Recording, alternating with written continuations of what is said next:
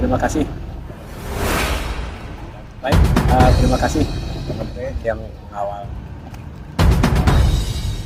Pendaftaran permohonan pra-peradilan 4 orang karyawan dan pekerja PT Job telah terverifikasi di Mahkamah Agung melalui e-Terpadu. Lampung Utara, Lampung, dimensitv-news.com. Terkait kasus penangkapan 4 orang karyawan PT Jasa Utama Blambangan, Job, di Desa Blambangan, Kecamatan Blambangan, Pagar, Kabupaten Lampung Utara beberapa waktu lalu.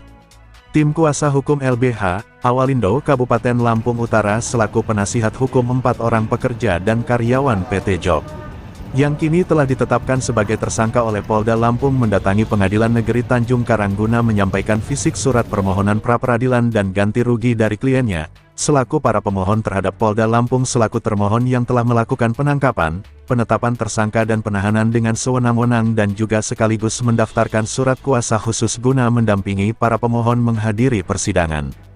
Dalam keterangannya Direktur LBH, Awalindo Samsi Eka Putra SH menjelaskan bahwa pengajuan permohonan pra-peradilan ini terpaksa harus dilakukan karena tindakan sewenang-wenang dari termohon.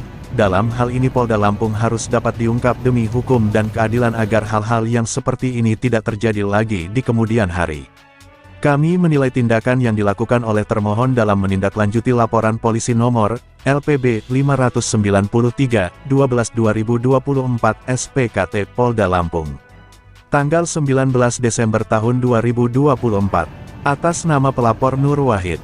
Ini telah berlebihan melanggar SOP mengenyampingkan asas praduga tak bersalah serta tindakan tersebut irasional atau tidak masuk akal. Karena laporan polisi tersebut tanggal 19 Desember tahun 2024 sedangkan penangkapan terjadi pada tanggal 19 Desember tahun 2024 pukul 0.10 waktu Indonesia Barat. Dengan demikian artinya dalam waktu 10 menit setelah termohon menerima laporan dari Nur Wahid langsung bergerak menuju TKP yang jaraknya lebih kurang 100 km. Dengan waktu tempuh tidak kurang dari 2 jam. Hal inilah yang menjadi sesuatu yang sangat tidak rasional, karena dalam kurun waktu kurang dari 24 jam para pemohon yang ditangkap telah ditetapkan sebagai tersangka dan pada tanggal 20 Desember tahun 2024 mereka resmi ditahan di Rutan Polda Lampung sampai saat ini. Di samping itu menurut Samsi para pemohon tersebut dapat ditetapkan sebagai tersangka harus memiliki 2 bukti permulaan yang cukup, bagaimana mungkin dalam kurun waktu 10 menit. Termohon dapat mendapatkan 2 alat bukti yang cukup, sehingga mereka bisa segera melakukan penangkapan yang dilanjutkan dengan penetapan tersangka hingga penahanan dalam kurun waktu 10 menit. Lalu 2 alat bukti permulaan apa kiranya yang telah didapat oleh termohon sebagai dasar termohon melakukan penangkapan penetapan tersangka sampai dengan penahanan terhadap diri para pemohon. Sangat tidak mungkin kalau termohon telah memeriksa pelapor dan 2 orang saksi dalam waktu 10 menit. Artinya dalam hal ini Polda Lampung selaku termohon telah melakukan penangkapan penetapan tersangka dan penahanan sebelum didapatkan 2 alat bukti permulaan yang cukup. Selain itu kuasa hukum PT Job juga menjelaskan bahwa ada pengakuan dari pemohon yang menyatakan bahwa dirinya mendapat intimidasi dan penganiayaan oleh termohon, agar dia mau mengakui dan menandatangani berita acara pemeriksaan BAP, yang tidak sesuai dengan fakta yang sesungguhnya dan tidak sesuai dengan apa yang ia ketahuinya. Hal tersebut berhasil didokumentasikan di dalam sebuah rekaman video yang memperlihatkan bukti penganiayaan ada beberapa luka baret bekas pukulan benda tumpul di punggung pemohon.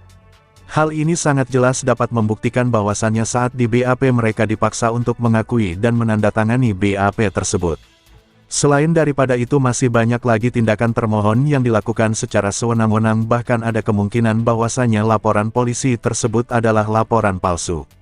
Karena peristiwa pidana yang disangkakan tersebut tidak pernah ada dan tidak pernah terjadi.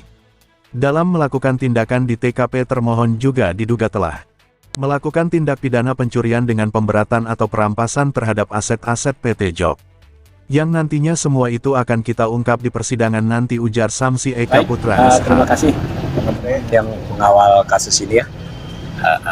Jadi hari ini kita resmi mendaftarkan pra-pidana terhadap kasus penangkapan dan penahanan karyawan dan pekerja PT Job yang saat ini sudah ditahan di Polda Lampung. Sudah beberapa upaya-upaya kita tidak berhasil, terpaksa kita harus lakukan pra peradilan untuk keadilan bagi 4 orang saudara-saudara kita yang saat ini disangkakan melakukan tindak pidana pemerasan di lintas jalan Sumatera, tepatnya di pos kontrol monitoring PT Job yang ada di Belambangan. Mohon dukungan dari teman-teman semua, kita akan ungkap kebenaran yang sebenarnya, apa yang sebenarnya terjadi, karena dalam hal ini kami melihat ada sinkronan ya, sesuatu yang tidak rasional. Penangkapan dilakukan tanggal 19, sementara pelaporan juga diterima tanggal 19. Jadi singkat ceritanya, penerimaan laporan polisi tanggal 19 Desember 2024, kemudian pukul 00.10 itu anggota Polda Lampung langsung menangkap para pekerja yang saat itu sedang bertugas di pos kontrol Belambangan. Ini sangat irasional sekali. Bagaimana mungkin dalam waktu 10 menit setelah menerima laporan dari Polda Lampung,